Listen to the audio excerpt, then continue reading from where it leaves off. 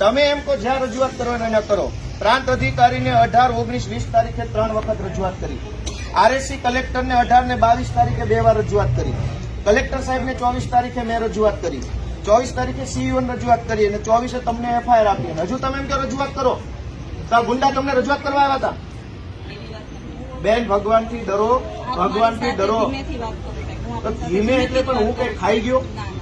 તમે અમને ઉપર ખોટા આરોપ મૂકો. બેન, તમે છેડતીનો આરોપ કેવી રીતે લગાવ્યો? હાલો, પગે લાગુ. લો, છેડતીનો આરોપ કેવી રીતે કર્યો? કેવી રીતે છેડતી કરી હમણે? નહીં, કેવી રીતે છેડતી કરી હમણે? છેડતી